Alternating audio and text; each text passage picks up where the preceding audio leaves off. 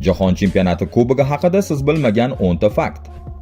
Jahon chempionati kubogini hamma taniydi. O'sha oltin rangdagi afsonaviy sovrin, futbolchilarning uni boshlari uzra baland ko'tarayotgan lahzalari, sekinlashtirilgan kadrlar, havoga sochilgan zarlar va ko'z o'ngimizda yozilayotgan tarix, bularning barchasi futbolning eng buyuk sahnasini yaratadi.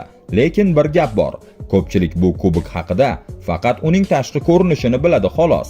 Aslida esa bu sovrin ortida juda qiziq, hatto ayrimlari shok qiladigan sirlar yashiringan. Shuning uchun bugungi videoda biz oddiy faktlardan tashqariga chiqamiz. Siz hozir FIFA Jahon chempionati kubogi haqida ko'pchilik bilmaydigan 10 ta faktni bilib olasiz va ishoning, ulardan ba'zilari futbol tarixidagi eng mashhur sovringa bo'lgan qarashingizni butunlay o'zgartirib yuboradi. Asl kubok, ya'ni original trofey. Bugungi hammamiz yaxshi taniydigan oltin FIFA kubogi paydo bo'lishidan oldin Jahon chempionati sovrini ancha klassik ko'rinishga ega edi. Hattoki u ko'proq muzeydagi tarixiy, inson tomonidan yaratilgan qadimiy buyum yoki topilmani eslatardi. Bu kubok fransuz haykaltaroshi Abel Lafleur tomonidan yaratilgan bo'lib, dastlab oddiygina Coupe de Monde deb nomlangan. Lekin uning dizayni hozirgi kubokdan mutlaqo boshqacha edi. Hozirgi trofeyda ikki inson yer sharini yuqoriga ko'tarib turgan bo'lsa, o'sha eski versiyada qadimgi yunonlarning g'alaba ma'budasi tasvirlangan edi. U boshidan baland ko'targan 8 qirrali kubok bilan tasvirlangan bo'lib, sovringa juda ulug'vor va afsonaviy ko'rinish berardi. Kubokning balandligi taxminan 35 sm bo'lgan va uning pastki qismi chuqur ko'k rangdagi lapis lazuli toshi bilan bezatilgandi. Shu detal esa sovringa haqiqiy qirollik uslubidagi ko'rinish bergan. Jahon chempionati ortidagi odam Jules Rimet. Agar siz Jules Rimet degan ismni avval eshitmagan bo'lsangiz, bu normal holat. Lekin bir narsani aniq aytish mumkin. U siz bugungi jahon chempionati umuman mavjud bo'lmasligi ham mumkin edi. Jules Rimet FIFA tarixidagi 3-prezident bo'lgan va u bu lavozimda naqd 33 yil ishlagan. Bu esa hozirgacha FIFA tarixidagi eng uzoq prezidentlik rekordi hisoblanadi. Ammo uning eng katta xizmati rekordlarda emas. Rimet futbolni butun dunyo miqyosidagi turnirga aylantirish g'oyasining asosiy tashabbuskori bo'lgan. O'sha davrda xalqaro futbol deyarli faqat Olimpiada bilan cheklanib qolgandi, lekin Rimet bundan kattaroq loyiha bo'lishi kerak deb hisoblagan. Va aynan shu orzu 1930-yilda amalga oshdi. Tarixdagi ilk jahon chempionati Urugvayda bo'lib o'tdi. Shu sababli ham avval aytganimiz o'sha original kubok oddiy sovrin emas, balki Jules Rimetga bag'ishlangan ramzga aylandi. Nike ma'budasi tasvirlangan o'sha trofey keyinchalik rasman Jules Rimet trofey deb nomlandi. Demak, har safar biror terma jamoa o'sha kubokni osmonga ko'targanida, ular shunchaki g'alabani nishonlamagan. Ular jahon chempionatini dunyoga olib kirgan insonning merosini ham yuqoriga ko'targan edi. Ikkinchi jahon urushi paytida yashirilgan kubok. 1942 va 1946-yillardagi jahon chempionatlari bekor qilingan. Chunki o'sha paytda dunyo ikkinchi jahon urushi girdobiga tushib qolgan. Futbol esa vaqtincha ikkinchi darajaga tushib ketgandi. Lekin eng qiziq tomoni shundaki, jahon chempionati kubogining o'zi ham urushdagi xavf ichida qolishiga juda oz qolgan. O'sha paytda Jules Rimet trofey Rimdagi bank seyfida saqlanardi. Bir qarashda xavfsizlik tuyuladi, to'g'rimi? Aslida esa unday emas. Chunki natsistlar Yevropa bo'ylab hududlarni egallab borayotgan bir paytda qimmatbaho buyumlar musodara qilinishidan jiddiy xavotir bor edi. Shunda FIFA vitse-prezidenti Ottorino Barassi tavakkal qilmaslikka qaror qiladi. U shaxsan bankka borib, kubokni seyfdan olib chiqadi va uni hech kim kutmagan joyga yashiradi. Oddiygina poyabzal qutisiga va o'sha qutini karavati tagiga qo'yadi. Na qo'riqchilar, na maxsus seyf, na maxfiy bunker, faqat bitta odam va uning umidi. Hech kim futbol tarixidagi eng muhim sovrinlardan birini oddiy yotoqxona ichidan qidirmaydi degan ishonch va eng hayratlanarlisi, bu reja ish berdi. Urush davom etayotgan yillarda futbolning eng katta kubogi Italiyadagi oddiy uyda yashirin holda saqlanib turdi. Go'yo futbol yana hayotga qaytishini kutayotgandek. Pickles laqabli detektiv it. 1966-yilda Jules Rimet trofey Angliyaga olib kelinadi. O'sha yilgi jahon chempionati aynan United Kingdomda o'tkazilishi kerak edi. Turnir boshlanishiga hali 4 oy vaqt qolgan paytda kubok Westminster Central Hallda ommaviy ko'rgazmaga qo'yiladi. va aynan shu yerda hamma narsani larzaga solgan voqea sodir bo'ladi. Kubok o'g'irlab ketiladi. Xabarlarga ko'ra, o'g'rilar kubokni qaytarish evaziga 15 ming funt talab qilishgan. Futbol olami esa shokka tushib qoladi. Chunki jahon chempionati boshlanishiga sanoqli oylar qolgan, eng asosiy sovrin esa yo'qolib ketgan edi. Ammo voqeaning eng afsonaviy qismi hali oldinda. Oradan roppa-rosa bir hafta o'tgach, kubokni oddiy bir it topib beradi. Uning nomi Pickles edi. Oq-qora rangli, oddiy aralash zotli kuchuk it kubokni Upper Norwooddagi uylar yonidagi butalar orasidan topib oladi. Kubok gazeta qog'oziga o'ralgan holda tashlab ketilgan edi. O'sha paytda it egasi Dave Corbett bilan sayr qilib yurgan bo'lgan. Bu voqeadan keyin Dave 6000 funt mukofot oladi. Pickles esa umrining oxirigacha bepul ovqat bilan ta'minlanadi. Shundan keyin Angliya futbol assotsiatsiyasi original kubokni ko'rgazmalarda ishlatishni to'xtatgani aytiladi. Ular xavfsizlik uchun replika, ya'ni nusxa versiyasini tayyorlashadi, lekin FIFA bunga ruxsat bermasligini bildiradi. Shu sababli o'sha replika yillar davomida yashirin saqlanadi.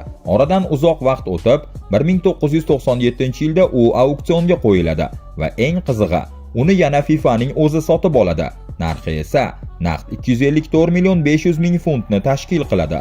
Bu summa shu qadar katta ediki, ko'pchilik orasida bir mish-mish tarqaladi. Balki FIFA nusxani emas, asl kubokni qaytarib sotib olgandir.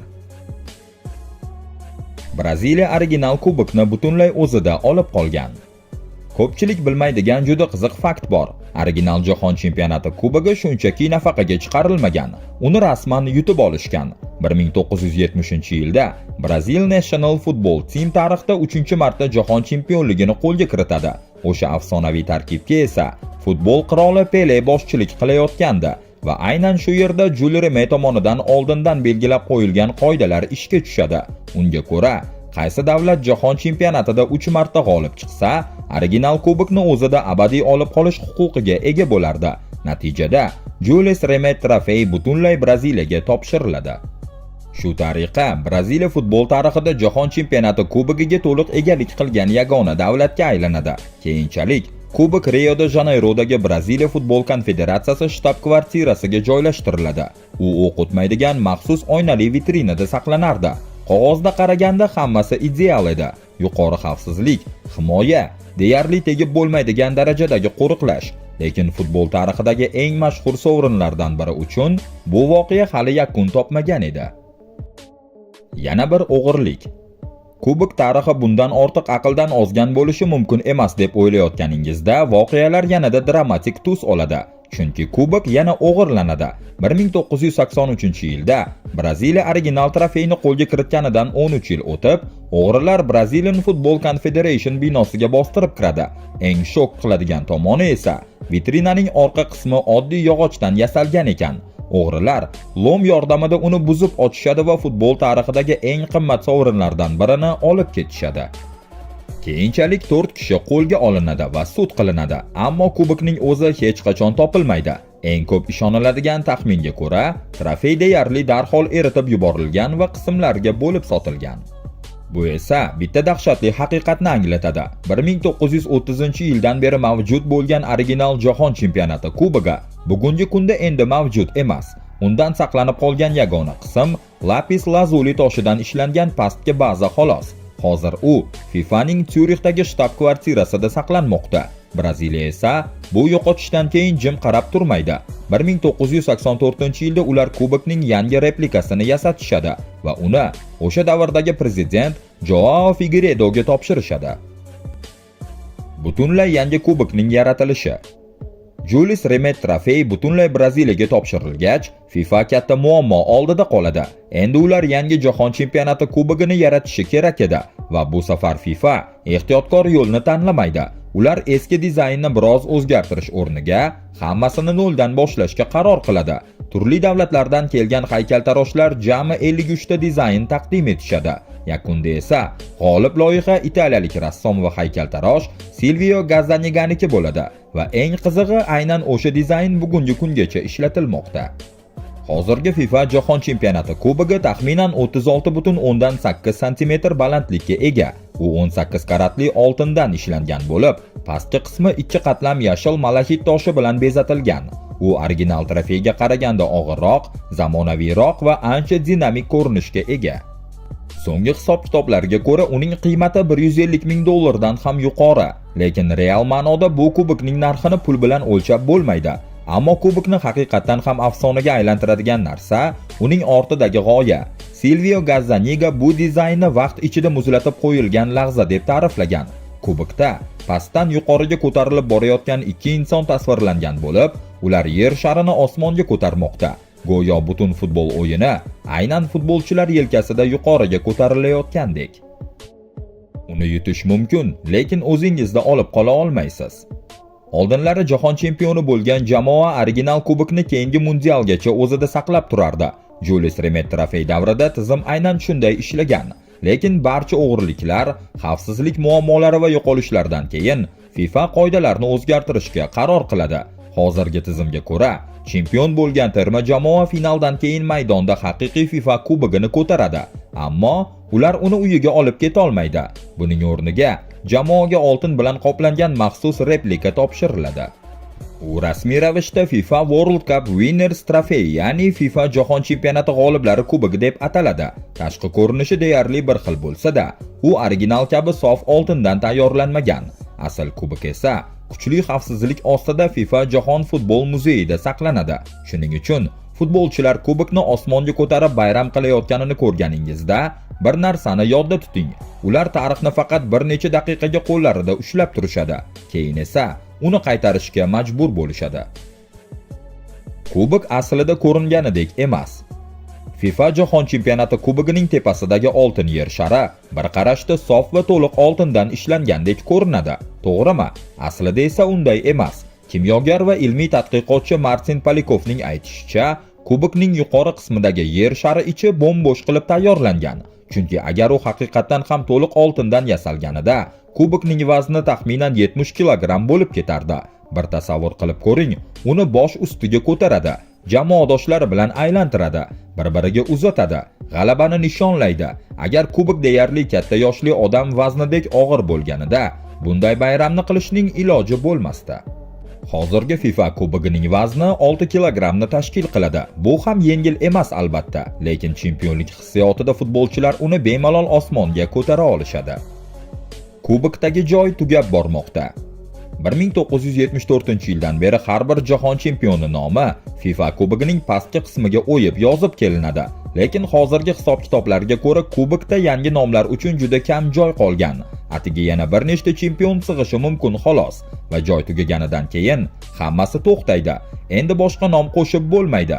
Bu esa yaqin kelajakda FIFA muhim qaror qabul qilishiga to'g'ri keladi degani. Yo kubokning pastki qismini qayta dizayn qilishadi yoki umuman yangi jahon chempionati kubogini yaratishadi. Eng qizig'i esa bu lahza unchalik uzoq emas. Shuning uchun endi haqiqiy savol tug'iladi. Futbol tarixidagi eng mashhur sovrindagi oxirgi joylarni qaysi davlatlar egallaydi va tarixga nomini navbatdagi bo'lib qaysi terma jamoa yozdiradi? O'zbekistonmikin? Nima deysiz? Agar video sizga yoqqan bo'lsa, albatta like bosishni unutmang. Kanalga obuna bo'ling va izohlarda o'z taxminlaringizni yozib qoldiring. Keyingi videolarda uchrashguncha salomat bo'ling.